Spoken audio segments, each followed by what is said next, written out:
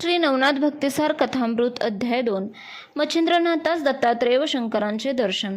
देवीचा उपदेश. सूर्यापासून वर प्राप्ती व ब्राह्मण भस्मदान. शंकर व दत्तात्रेय वनात निघाले व वनशोभा पाहत पाहते भागीरथीच्या तीराने जात होते. तो त्यांची नजर मच्छिंद्रनाथाकडे गेली. त्याची स्थिती पाहून या कलीमध्ये दृष्ट निश्चयाने कडकडीत तप करण्याच्या त्याच्या वृत्ताबद्दल त्यांना विस्मय वाटला. मग आपण तेथे एक ठिकाणी उभे राहून शंकराने दत्तात्रेयास मच्छिंद्रनाथाकडे विचारपूस करण्यासाठी पाठवले. मग दत्तात्रेय मच्छिंद्रनाथाजवळ जाऊन उभा राहिला व कोणत्या इच्छेस्तव आपण तेथे तप करीत आहात वगैरे खुलासा विचारू लागला. तेव्हा मच्छिंद्रनाथाने डोळे उघडून दत्तात्रेयांकडे पाहिले. मग मान हलवून नमन करून म्हटले, महाराज, आज मला इथे 12 वर्ष झाली, पण आज पावतो मी या अरण्यात कोणीच मनुष्य पाहिला नसता. आपण आज एकाएकी मला विचारित आहात, त्या अर्थी आपण कोण आहात ते प्रथम मला कळवावे व ज्या अर्थी आपले दर्शन झाले आहे त्या अर्थी आपण आता माझी मनोकामना पूर्ण करून जावे. ते ऐकून दत्तात्रेय सांगू लागला, मी अत्री ऋषीचा पुत्र आहे. मला दत्तात्रेय असे म्हणतात. आता तुझी इच्छा काय आहे ते ती मला सांग. हे ऐकून आज आपली तपश्चर्या फळासे होऊन केल्या कर्माचे सार्थक झाले असे मानून सर्व नेमधर्म सोडून मच्छिंद्राने दत्तांच्या पायावर मस्तक ठेवले. त्यास प्रेमाचा पाझर सुटल्याने ते नेत्रांमधून एकसारखे पाणी वाहू लागले. तेणेकरून दत्ताचे पाय धुतले गेले. नंतर तो दत्तात्रेयास म्हणाला, महाराज, आपण साक्षात भगवान आहात. शंकर, विष्णू व ब्रह्मदेव या तिघांचे रूप एकवटून आपण अवतारला आहात. असे असता माझा विसर तुम्हाला पडला तरी कसा? आता माझे सर्व अपराध पोटात घालून माझा अंगीकार करावा. असे बोलून पुन्हा तो पाया पडू लागला. मग दत्तात्रेयाने त्यास सांगितले की तू चिंता करू नको, तुझ्या मनोकामना पूर्ण होतील. असे बोलून आपला वरदहस्त त्याच्या मस्तकावर ठेवला आणि कानात मंत्राचा उपदेश केला. तेत करून मच्छिंद्रनाथाचे अज्ञान तात्काळ निघून गेले व तक्षणी सर्व चराचर ब्रह्ममय दिसू लागले. मग शंकर व विष्णू कोठे आहेत ते मला सांगा, असे दत्तात्रेयाने त्यास विचारल्यावर त्याने उत्तर दिले की ईश्वरा वाचून मला दुसरे काही दिसत नाही.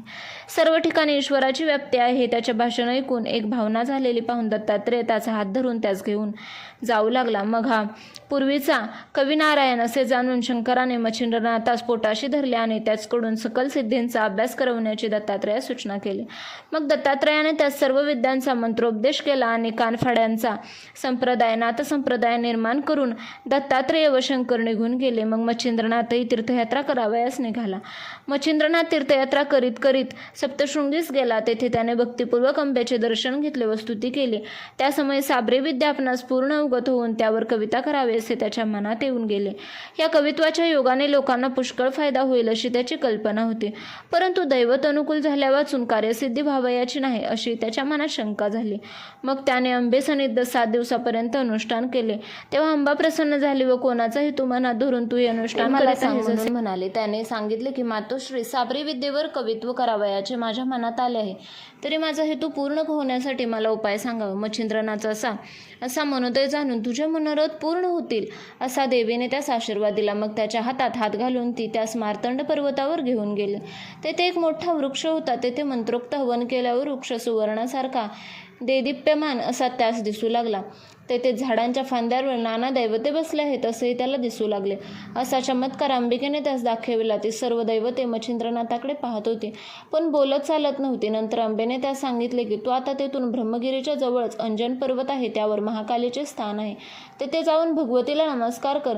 तेथून दक्षिणेकडे नदीवर जा. तेथे उदकाने भरलेली श्वेतकुंडे दिसतील.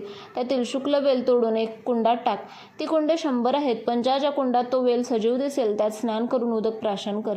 त्या योगाने तुला मुच्छर होऊ लागल्यास 12 आदित्य स्मरून जप करावा. नंतर पुढचा मार्ग दिसेल. नंतर काचेच्या कुपीत तेथील उदक घेऊन 12 आदित्यांचे नामस्मरण करीत वृक्षास घालावे, म्हणजे सर्व दैवते प्रसन्न होऊन वरदान देतील. हा कार्यभाग एका खेपेस न झाला तर 6 महिन्यापर्यंत अशाच खेपा घालून करावा.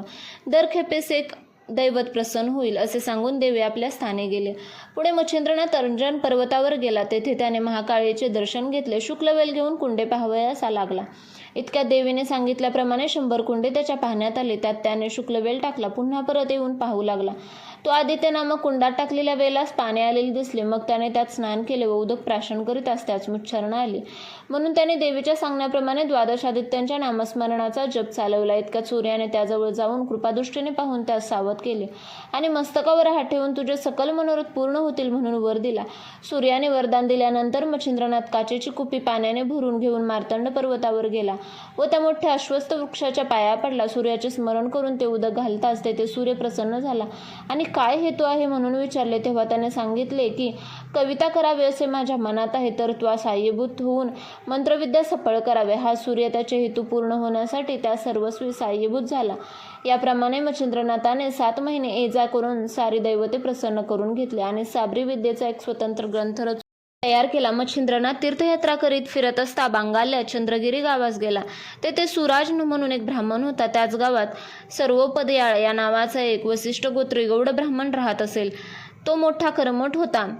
त्याच्या स्त्रीचे नाव सरस्वती. ती अतिरूपवती असून सद्गुणी असे, पण पुत्र संतती नसल्या कारणाने नेहमी दिलगीर असे. त्या घरी मच्छिंद्रनाथ भिक्षेकरिता गेला. त्याने अंगणात उभे राहून अलख शब्द केला आणि भिक्षा मागितली. तेव्हा सरस्वती बाहेर आली. तिने त्या शासनावर बसवल्याने भिक्षा घातली. नंतर आपली सर्व हकीकत सांगून संतती नसल्याने दिलगीर आहे असे त्या सुचविले आणि काही उपाय असला तर सांगावा म्हणून विनंती करून ती त्याच्या पाया पडली. तेव्हा मच्छिंद्रनाथास तिची दया आली. मग त्याने सूर्यमंत्राने विभूती मंत्रून ते भस्म तिला दिले आणि सांगितले की हे भस्म रात्रीच निजते वेळी खाऊन निज.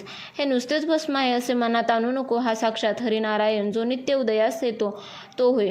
तो तुझ्या उदरी येईल. त्यात मुलास मी स्वतः येऊन उपदेश करेन. त्याने करून तो जगात कीर्तिमान निघेल. सर्व सिद्धी त्याच्या आज्ञेत राहतील. असे बोलून मच्छिंद्रनाथ जावयासाठी उठला असता तुम्ही पुन्हा परत कधी याल म्हणून तिने त्यास विचारले. तेव्हा मी 12 वर्षांनी परत येऊन मुलास उपदेश करेन असे सांगून मच्छिंद्रनाथ निघून गेला. सरस्वतीबाईस भस्म मिळाल्यामुळे अत्यंत हर्ष आला होता. ती राख तिने आपल्या पदरात बांधून ठेवली.